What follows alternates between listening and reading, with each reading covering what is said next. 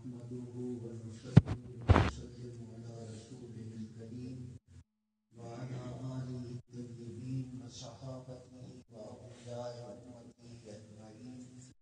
أما بعد فأعوذ بالله من الشيطان الرجيم. بسم الله الرحمن الرحيم. الله ولي الذين آمنوا يخرجهم من الظلمات إلى النور.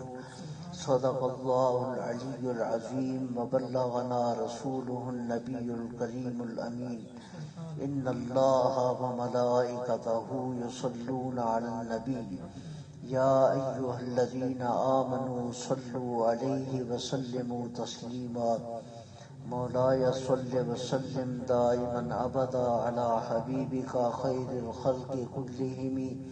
هو الحبيب الذي ترجى شفاعته لكل هول من الأهوال مقتحم. ما إن مدحت محمدا بمقالتي لكن مدحت مقالتي بمحمد. وأحسن منك لم تركت عيني وأجمل منك لم تلد النساء. خلقت مبرأ من كل عيب فأنك قد خلقت كما تشاء.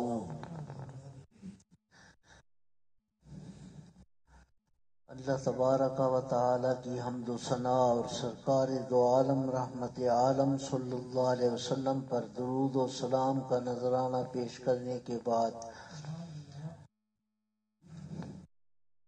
وہ سینے جو پہلے کفر کی سیاہی کی وجہ سے اندھیری رات کی طرح سیاہ تھے، جو ہی ایمان کی تجلی پڑی تو وہ صبح نو کا آئینہ بن گئے. جو پہلے کھنڈر اور ویران تھے، رب ذوالجلال نے ان کو بہار آشنا کر دیا. جب ایمان کا مقدس تخم ان کے دل کی مقدس سرزمین میں کاشت ہوا تو کائنات کو روشنی دینے والا ایسا سلسلہ رب پروردگار نے ان سینوں میں پیدا کر دیا کہ وہ اور بھی ہزار سینوں کی روشنی اور اجالے کا سبب بن گئے. اللہ تبارک و تعالی ارشاد فرما رہا ہے، اللہ دوست ہے ان لوگوں کا جو ایمان لائے، انہیں کفر کے اندھیروں سے نکالتا ہے اور نور کی تجلی عطا فرماتا ہے. یہاں اپنی شان بیان فرماتا ہے، پھر سورۃ ابراہیم میں آن حضور صلی اللہ علیہ وسلم کی حیثیت بیان فرماتا ہے. الف لام را کتاب انزلناہ الیک لتخرج الناس من الظلمات الی النور.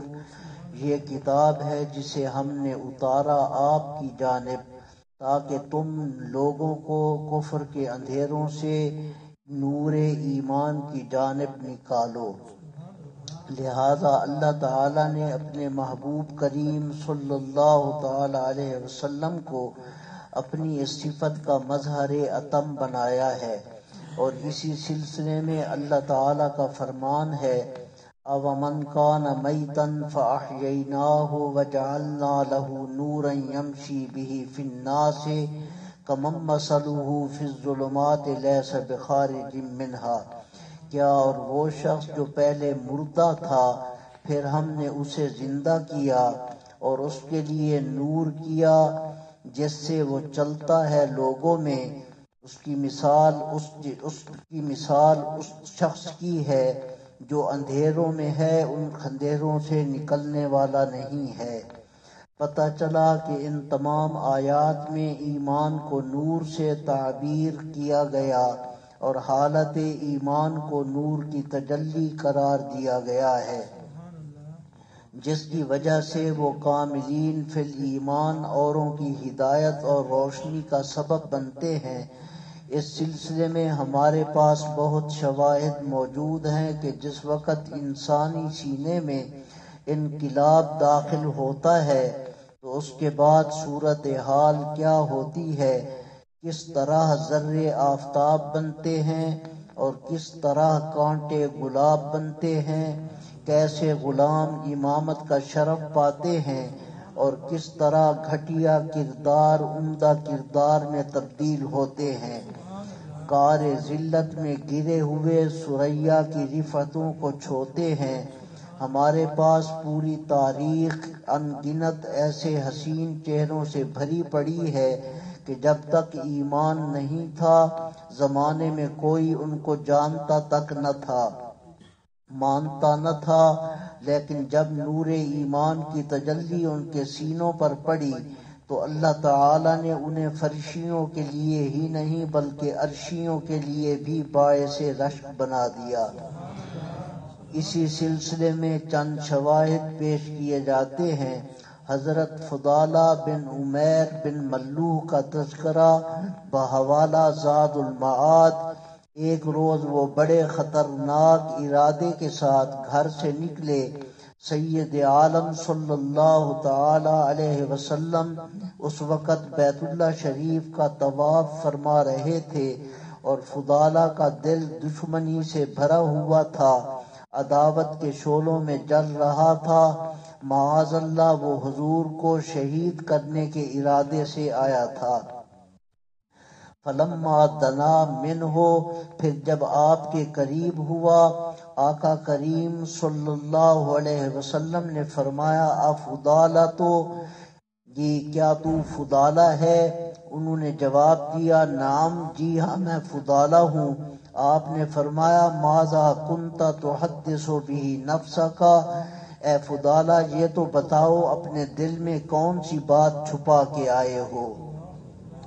فضالہ از راہ جھوٹ کہنے لگے، لا شیء، جھوٹ کہنے لگے کہ یا رسول اللہ میرے دل میں کچھ نہیں ہے، بلکہ کہنے لگے کنت اذکر اللہ تعالی، میں اللہ کی یاد کر رہا تھا۔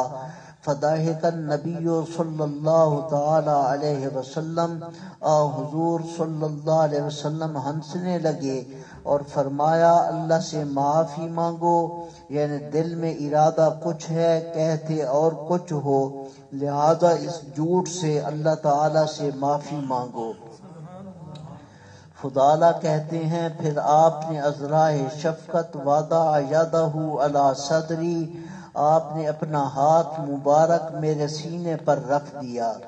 فضالہ کہتے کبھی بھی مجھے زندگی بھر اتنا سکون حاصل نہیں ہوا جتنا کہ آپ کے ہاتھ رکھنے سے۔ پھر فرماتے ہیں واللہ ما رفع یدہ عن صدری حتی ما خلق اللہ شیئا احب الی منہ، اللہ کی قسم آپ نے اپنا ہاتھ میرے سینے سے نہیں اٹھایا حتیٰ کہ اللہ تعالی نے میرے دل میں ایسی محبت پیدا کر دی کہ میرے نزدیک آپ سے زیادہ کوئی چیز محبوب نہیں تھی۔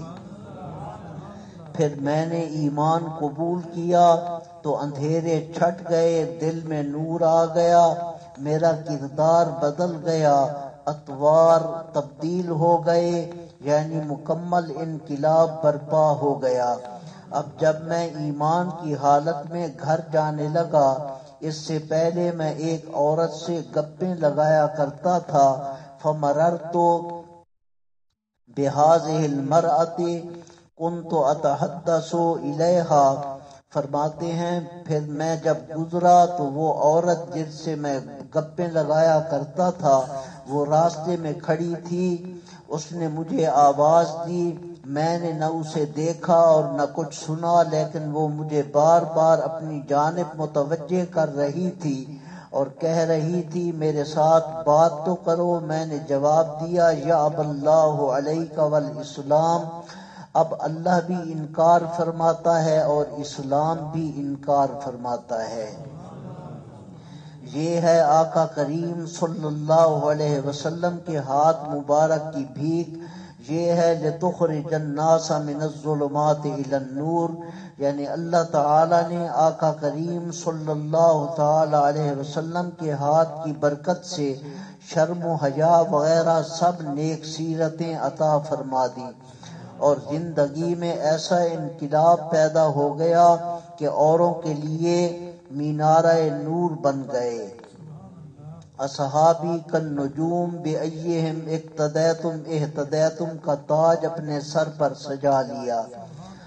نمبر 2، حضرت دماد کا پورا ماجرا مسلم شریف کتاب الجمعہ میں موجود ہے کہ یہ قبیلہ ازد شنوا سے تھے۔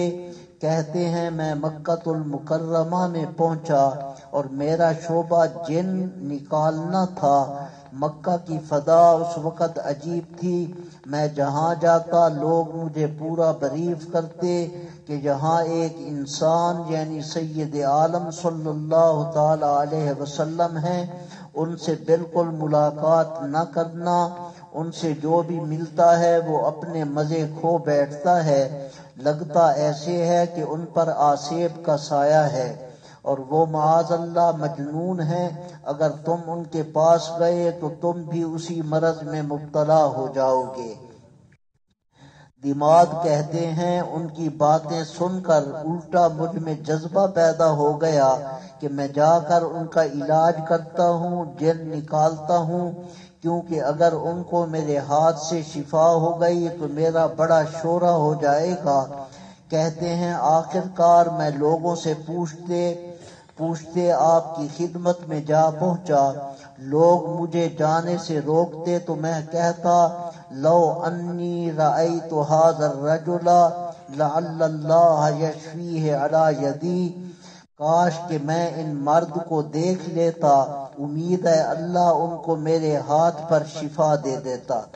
جب میں پہنچا تو میں نے کہا یا محمد انی ارقی من ھذہ الریح ھل لک، اے محمد صلی اللہ علیہ وسلم میں جن نکالتا ہوں اور دم کرتا ہوں، کیا آپ کو رغبت ہے کہ آپ کے جن نکالوں؟ کیا آپ اجازت دیتے ہیں میں آپ کے جن نکالوں؟ آپ نے میرے سوال کا جواب دینے کی بجائے خطبے کے کلمات طیبات پڑھنا شروع فرما دیے۔ ان الحمد للہ نحمده ونستعینه من يهده الله فلا مضل له ومن يضلله فلا هادي له، اشهد ان لا الہ الا اللہ وحدہ لا شریک لہ وان محمدا عبدہ ورسولہ۔ مجھے یہ کلمات اتنے پیارے لگے، میں نے عرض کی اعد علیہ کلمات کا، حضور ان کلمات کو ایک بار دوبارہ پڑھ لیجئے۔ تو آپ نے دوبارہ یہ کلمات پڑھے، میں نے پھر عرض کی یہ کلمات آپ پھر پڑھیں۔ جب 3 بار میں نے آپ کی زبان سے یہ کلمات سنے تو میں نے اپنے جذبات کا اظہار اس طرح کیا، لقد سمعت قول الکہنۃ وقول السحرۃ وقول الشعراء فما سمعت مثل کلماتک ہؤلاء ولقد بلغنا قاموس البحر ہات یدک اباجعک علی الاسلام۔ البتہ بے شک میں نے جوگیوں کے قول بھی سنے ہیں اور جادوگروں کا کلام بھی سنا ہے اور شعراء کو بھی سنا ہے، میں نے آپ کے کلمات کی مثل کہیں نہیں سنا۔ بے شک وہ سمندر کی گہرائی تک جاتے ہیں، اپنا ہاتھ بڑھائیے اور مجھے مسلمان کیجیے۔ سید عالم صلی اللہ علیہ وسلم نے فرمایا دماغ تم نے کلمہ پڑھ لیا ہے، اب تمہاری ذمہ داری ہے یہ کلمہ اپنی قوم تک پہنچاؤ۔ نمبر 3 حضرت ثمامہ بن اسال رضی اللہ تعالی عنہ، بخاری مسلم میں بڑی تفصیل سے ان کا واقعہ ذکر کیا گیا ہے۔ یہ اپنی قوم کے لیڈر تھے۔ سید عالم صلی اللہ علیہ وسلم نے نجد کی جانب اپنا ایک وفد بھیجا ہوا تھا اور چھاپا مار سپاہی اس جانب جا رہے تھے۔ حضرت ابو ہریرہ رضی اللہ تعالی عنہ فرماتے ہیں جب یہ سپاہی اپنی مہم پر نکلے ہوئے تھے تو وہاں سے ایک آدمی کو گرفتار کر کے لائے جو قبیلہ بنی حنیفہ کا باشندہ تھا، نام اس کا ثمامہ تھا۔ جب صحابہ کرام اسے مدینہ منورہ میں لائے تو اسے مسجد کے ایک ستون کے ساتھ باندھ دیا۔ جب حضور صلی اللہ علیہ وسلم کو اس کی خبر ہوئی تو آپ اس کے پاس تشریف لے گئے اور فرمایا ماذا عندک یا ثمامہ، بتاؤ تو کیا کہنا چاہتے ہو، کیونکہ وہ ایک قوم کا سردار تھا۔ بڑے اطمینان سے جواب دیا عندی خیر یا محمد، میرے پاس بھلائی ہے اے محمد صلی اللہ علیہ وسلم، ان تقتل تقتل ذات من وان تنعم تنعم علی شاکر وان كنت تريد المال فصل منه ما شئت۔ اے محمد صلی اللہ علیہ وسلم، اگر قتل کرو گے تو ایک خون والے کو قتل کرو گے، یعنی میرا بدلہ لیا جائے گا، اور اگر انعام فرماؤ گے تو شکریہ کرنے والے پر انعام کرو گے، اور اگر آپ مال کا ارادہ فرماتے ہو تو مجھ سے جو چیز چاہو مانگ لو۔ اسے پتہ نہیں تھا کہ یہ وہ دربار ہے جہاں کوئی پہنچے تو اپنے آپ کو چھڑاتا نہیں بلکہ ہمیشہ کے لیے زلفوں کا اسیر بن جاتا ہے۔ محبوب کریم صلی اللہ علیہ وسلم یہ بات سن کر واپس تشریف لے گئے۔ دوسرے دن پھر آپ اس کے پاس تشریف لائے اور فرمایا ماذا عندک یا سمامہ، اے سمامہ کچھ کہنا چاہتے ہو تو کہو۔ سمامہ نے کل والی بات دہرا دی۔ آپ نے معاملہ تیسرے دن تک مؤخر فرما دیا۔ تیسرے دن پھر تشریف لائے اور وہی سوال فرمایا۔ سمامہ نے آج بھی وہی جواب دیا۔ تو آپ نے آج صحابہ کو حکم دیا سمامہ کو کی قید ہٹا دو۔ پس سمامہ کھجوروں کے باغ کی جانب نکلے مسجد سے، پھر غسل کیا۔ غسل کرنے کے بعد مسجد میں یہ نعرہ لگاتے ہوئے داخل ہوئے، اشہد ان لا الہ الا اللہ و اشہد ان محمدا عبدہ و رسولہ۔ جب ان کے دل میں ایمان داخل ہو گیا تو صحابہ کرام کے سامنے اپنی کیفیات بیان فرمانے لگے۔ یا محمد صلی اللہ علیہ وسلم، ما کان واللہ ما کان علی الارض وجہ ابغض الی من وجہک فقد اصبح وجہک احب الوجوہ الی، واللہ ما کان من دین ابغض الی من دینک فاصبح دینک احب الدین الی، واللہ ما کان من بلد ابغض الی من بلدک وقد اصبح بلدک احب البلاد الی۔ اے محمد صلی اللہ علیہ وسلم، اللہ کی قسم زمین پر کوئی چہرہ تمہارے چہرے سے زیادہ دشمن میرے نزدیک نہیں تھا، لیکن آج صبح ایسی ہوئی ہے کہ آپ کا چہرہ تمام چہروں سے زیادہ محبوب ہے۔ اللہ کی قسم آپ کا دین مجھے سب دینوں سے زیادہ دشمن تھا، آج صبح ایسی ہوئی ہے کہ آپ کا دین میرے نزدیک سب دینوں سے زیادہ محبوب ہے۔ اللہ کی قسم کوئی شہر میرے نزدیک آپ کے شہر سے زیادہ دشمن نہیں تھا، آج صبح ایسی ہوئی ہے کہ آپ کا شہر تمام شہروں سے مجھے زیادہ محبوب ہے۔ عرض کرنے لگے جب میں قید ہوا تو اس وقت میں عمرہ کرنے مکہ کو جا رہا تھا، اجازت مرحمت فرمائیں میں عمرہ کر آؤں۔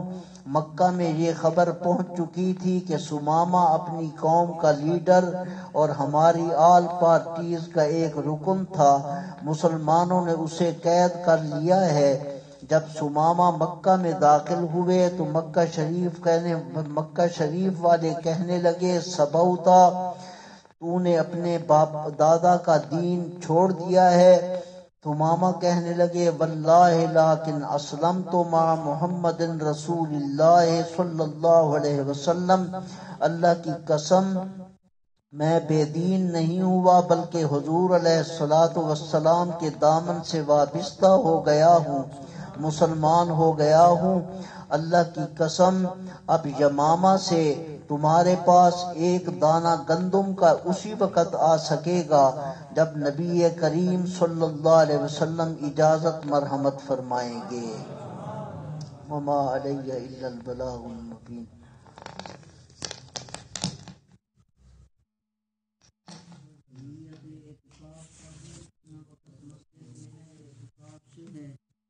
کھڑے ہو کے دو تین شعر سلام کے حضور کی بارگاہ میں پیش کرے۔